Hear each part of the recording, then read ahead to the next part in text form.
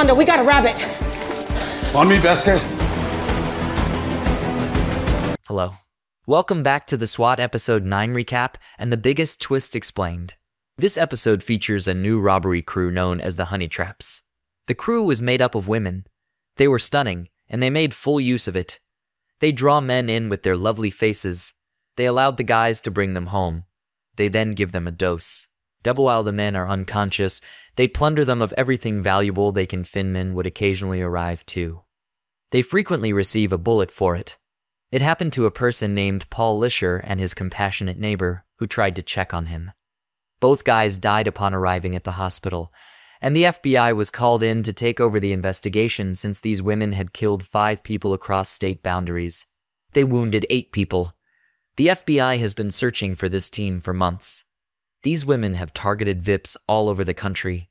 They were now making their way along the West Coast. The FBI was about to arrest them in San Francisco when something went wrong. The women got away.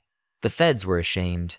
The addict wanted an arrest, and the 2 agents working on the case were forced to bring it home or risk losing their jobs. One of the agents was a recognized figure in LAPD SWAT. FBI Jackie Vasquez was handling this case. She was regrettably working under FBI Special Agent Chad Hedinger.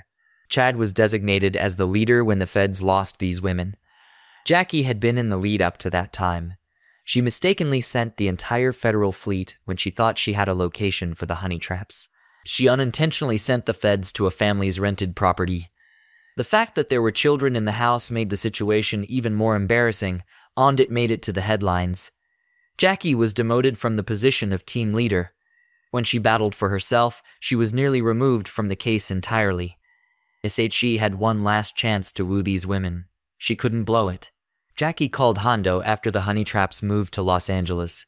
She informed him that they had 48 hours to apprehend these women before they fled the area for good. It's their method of operation. Jackie gave him critical information.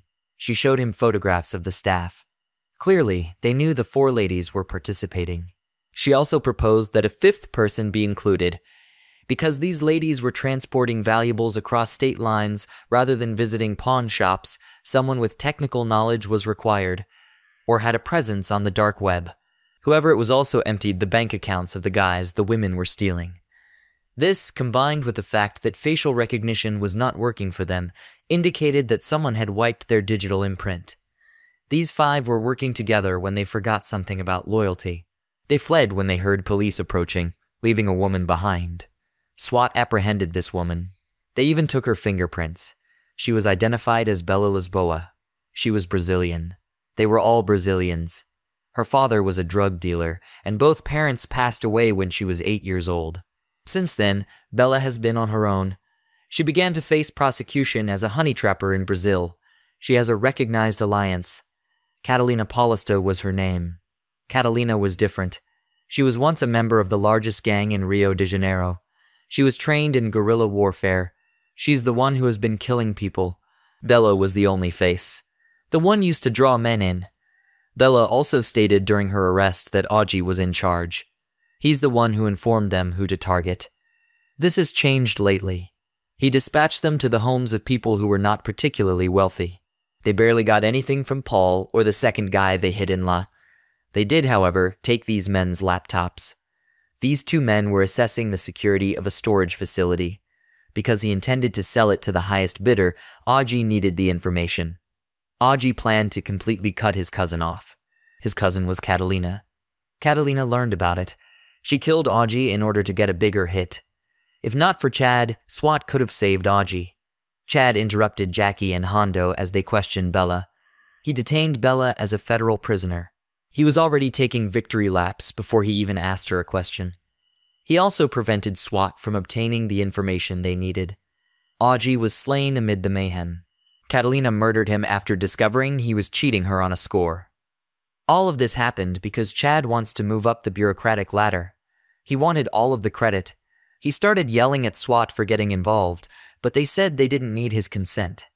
They do not respond to him. They were police officers in their own jurisdiction. They needed to save lives.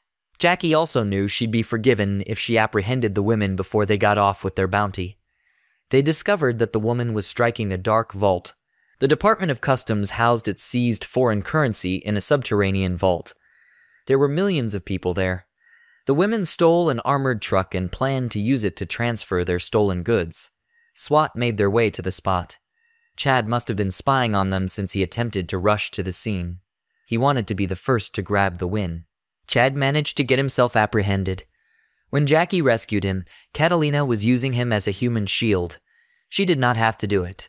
She did it regardless, because that is who she is. Chad was advised that if he didn't learn to trust his team, his selfishness would get him murdered. Perhaps instead of competing with Jackie, he could have collaborated with her. That's how he'll move up the ranks. Hicks also discovered that the woman he was interested in had Alice.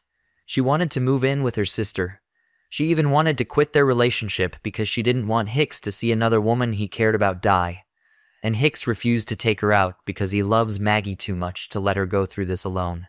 The end. Thank you for watching.